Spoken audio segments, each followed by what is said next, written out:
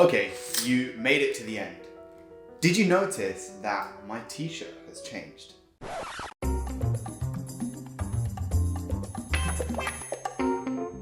If you didn't, there's a reason why your brain missed that. And we're gonna talk about that and how it links to building hyperfocus in this video. So stay to the end to find out.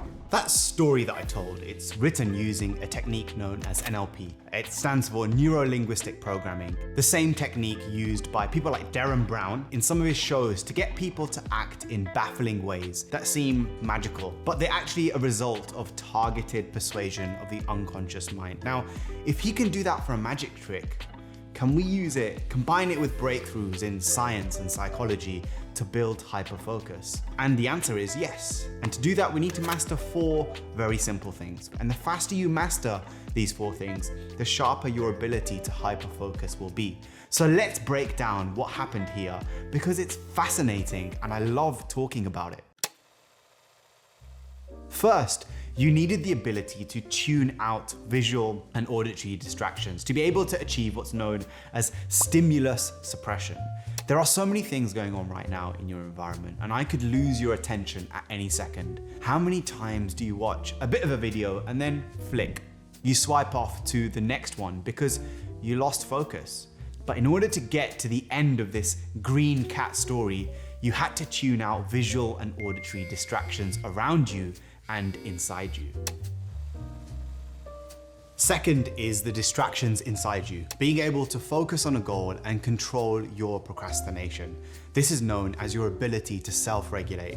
I set this story up with massive stakes by telling you that there's a shocking truth, which was our focus isn't just getting worse, it's becoming ADHD-like and it's being sold and controlled by various social media companies. I also told you that 82% of people won't make it to the end. And by doing that, hopefully I motivated you to prove me wrong because we all love proving people wrong and being in the winning minority. And by setting up this goal that you would learn the surprising secret behind focus, it gave you that extra dose of motivation to delay procrastination and self-regulate to the very end of the story. That's great, but you will get tired of hearing me talk. It's only natural, right? And that's where the third key comes in, and that's the ability to sustain your attention. And it's also known as fatigue tolerance. As the story went on, it got less and less interesting and more random. In fact, in order to write the last part of the story, I went on my phone and just pressed whatever random word came up on my suggested automatic keyboard thing. You'll also notice that the writing got a lot smaller and I still hid in a few clues to keep you motivated. The point here was, can you still focus on this random video with random words by a random bearded Indian YouTuber? And this is the part of the focus chain that's the most difficult because research shows the obvious, that our smartphones are making us dumb. And I say that with compassion. All these flashing, attention-grabbing, dopamine-inducing, quick hits and fixes of things that are distracting us makes it hard. And most importantly, it's ruining our ability to fatigue tolerate. It's so low that even a 15-second reel isn't enough. And to prove what I mean, let me pause the video here and watch this. Does this remind you of anything? It's well known that social media platforms are using the same techniques as gambling firms to create psychological dependencies and ingrain their products in our lives.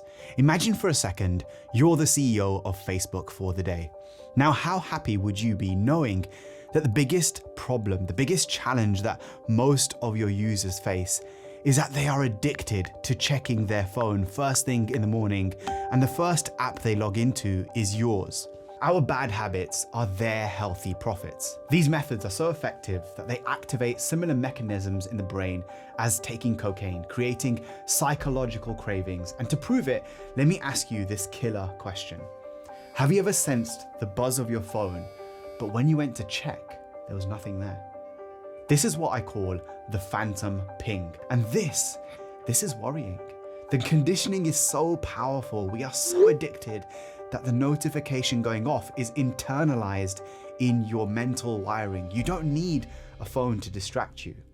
There is, however, a solution to this, and I don't want you to feel all doom and gloom watching this video, because that's not what this channel is about. So let's cover it in this many seconds before we go to step 4 in the hyper-focus chain. My solution, and honestly, I spent the better part of a decade trying to figure this out, messing up, then trying again. And it's something that I've boiled down to 2 simple steps that are well proven in the scientific literature: mindful moments and reflective metacognition, or in simple terms, meditation and coaching. I cover a practical walkthrough of both of these in my brand new 20-minute course, Discovery. Here's how it works. When you go to the gym, you usually do some kind of warm-up before getting into your main form of activity for the workout and really finding flow.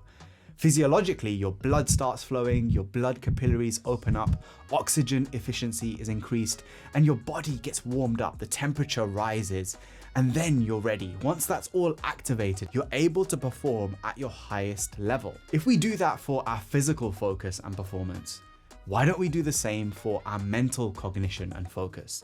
If we were to chart a graph showing our self-regulation and stimulus suppression, as I've talked about in this video, we start slowly, and once we've mastered tuning out visual, auditory distractions, we've controlled procrastination and honed in on our goal, we then start to trigger an organic sense of flow where work, focus, productivity is all effortless.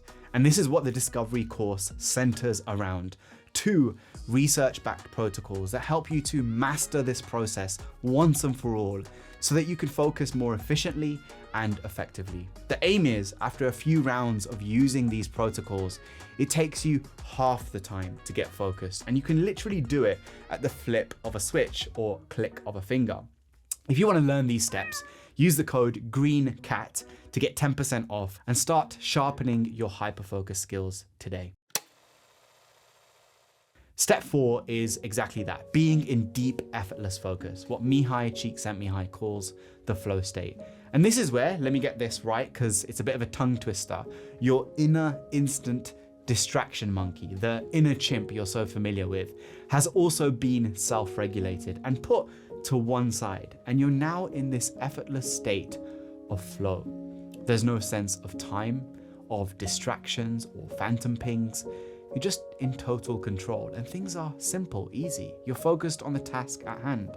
Check out this 90-minute time lapse of this Redditor and just look at him go. Even on 3 times speed, he's not doing anything other than writing. He's clearly in flow.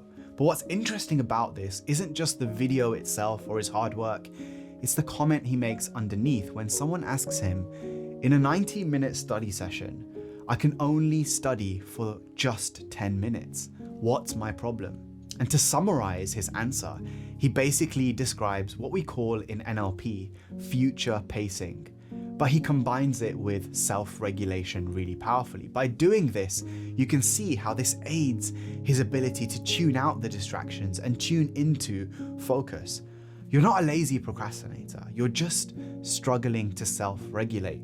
Don't train your brain to keep flitting and switching between videos and games and apps and things. Instead, be single-minded, be laser-focused, one task, one thing at a time. If you enjoyed this video, click here to watch another about mastering your self-discipline. Peace.